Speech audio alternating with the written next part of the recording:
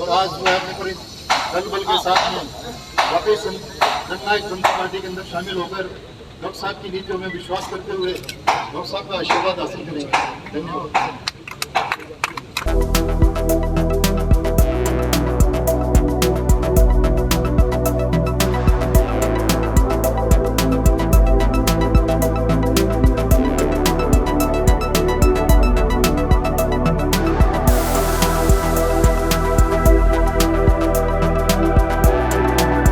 आपके साथ कृष्णा। आज फरीदाबाद में जननायक जनता पार्टी से डॉक्टर अजय चौटाला जी यहाँ पहुँचे हैं। हम उनसे जानेंगे कि किस तरीके से हरियाणा राज्य में वो जेजेपी को किस तरीके से मजबूत करेंगे और किस तरीके से जो कार्यकर्ता हैं वो काम करेंगे। सर बहुत बहुत स्वागत करती हूँ आपका। सबसे पहला जो क्वेश्चन यही है कि जो आज आप यहाँ फरीदाबाद में आए हैं, क्या उद्देश्य और किस तरीके की रणनीति आपकी रहेगी? मुख्यतः दो बातों को लेकर के आज हमारी कार्यकर्ता मीटिंग थी।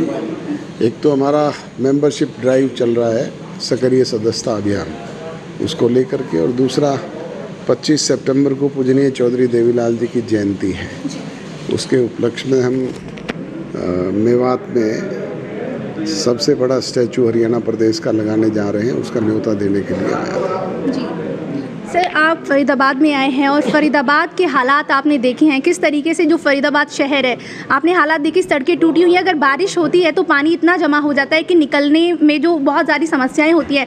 उप मुख्यमंत्री दुष्यंत चौटाला जी हैं, तो क्या लगता है कि ये सारी चीज़ें कहाँ तक ठीक हैं? समस्याएं हैं, और पिछले 2 साल में जिस सक्रियता से सरकार को काम करना चाहिए था वो नहीं हो पाया। उसका एक रीज़न ये रहा कि कोरोना जैसी महामारी पूरे विश्वव्यापी महामारी थी, जिसका खामियाजा सभी लोगों ने भुगता और उसका हमने भी भुगता है। परंतु अब धीरे धीरे मामला पटरी पर आ रहा है।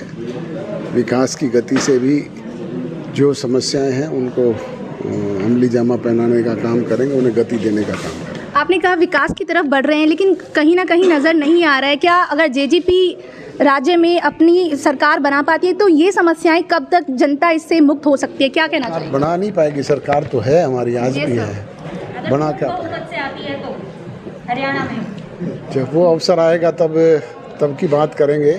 मौजूदा सरकार में तो हम हिस्सेदार हैं और हमारी सरकार है। जी सर, अभी हाल ही में कुछ राज्यों के मुख्यमंत्री बदल दिए गए हैं। हरियाणा में क्या लग रहा है आपको कि किस तरीके से यहाँ पर ये चीज़ें हो सकती हैं? ये भारतीय जनता पार्टी हाईकमान इसका जवाब दे सकता है।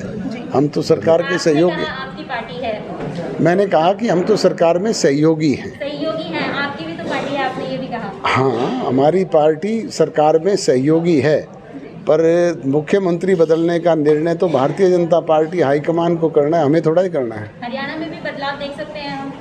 अब ये तो बीजेपी के लोगों से पूछें आप। जी सर, किसान आंदोलन को लेकर आपकी क्या राय है? वो इतने टाइम से बैठे हुए हैं, उनका कोई समाधान नहीं निकल पा रहा है। उनका कहना है कि जो बिल पास किए गए हैं वो उनके खिलाफ हैं, तो आप उस चीज़ को कहाँ देखते हैं और कहाँ तक ये सारी चीज़ें ठीक हैं? प्रजातंत्र में विरोध करने का अधिकार सबको है, वो भी कर रहे हैं, परंतु समस्या का समाधान जो है वो बातचीत के जरिए निकलता है। जी सड़क पे बैठने से, जिंदाबाद मुर्दाबाद के नारे लगाने से या किसी की गाड़ी पे पत्थर फेंकने से, डंडे बरसाने से समाधान नहीं होता। लोगों को परेशानियां पैदा होती हैं, परेशान है, लोगों को भी कर रहे हैं। इसकी बजाय वो बातचीत का रास्ता अपनाएं ताकि इसका समाधान निकले। जो काली चीज़ उन्हें लग रही है कानून में, उसे रिमूव करवाएं। सरकार भी चाहती है कि अगर कोई बात है तो हमसे बैठ करके करें, हम उसमें संशोधन करने के लिए तैयार हैं। और कानून बनाने के लिए होते हैं, कानून कभी वापस थोड़े लिए जाते हैं, संशोधन होते हैं। कोई चीज़ मुझे नहीं सूट करेगी तो उसे हटा देंगे। जी, हाल ही में आपका भी विरोध किया गया किसानों के द्वारा, तो क्या चीज़ें रही और क्या आश्वासन आपकी तरफ से उन्हें दिया गया, इसके बारे में भी जरा बताएं। विरोध करने का तो मैंने कहा ना कि उनका अधिकार है, वो करें, परंतु प्रजातांत्रिक तरीके से करें, उसे अप्रजातांत्रिक तरीके ना अपनाने का काम करें। और बातचीत के रास्ते खुले हैं, वो समाधान तो बातचीत के जरिए होगा। आए, मोस्ट वेलकम। तो क्या लग रहा है कि भाजपा सरकार किस तरीके से इस बार डट पाती है या फिर कुछ और चीज़ें आपको नज़र आ रही हैं इस बार?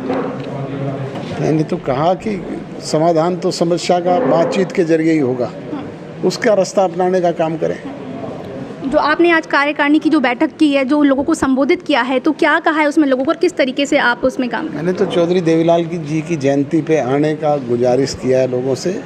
पार्टी के सक्रिय सदस्यता अभियान को ज़्यादा से ज़्यादा गति दे करके संगठन को मजबूत बनाने और प्रभावी बनाने के काम के लिए अपील की है। धन्यवाद सर। तो आप सुन रहे थे डॉक्टर अजय चौटाला जी को, जिन्होंने कहा कि किस तरीके से आज उन्होंने फरीदाबाद में कार्यकारिणी की बैठक को संबोधित किया है और किस तरीके से उनकी रणनीति रहेगी।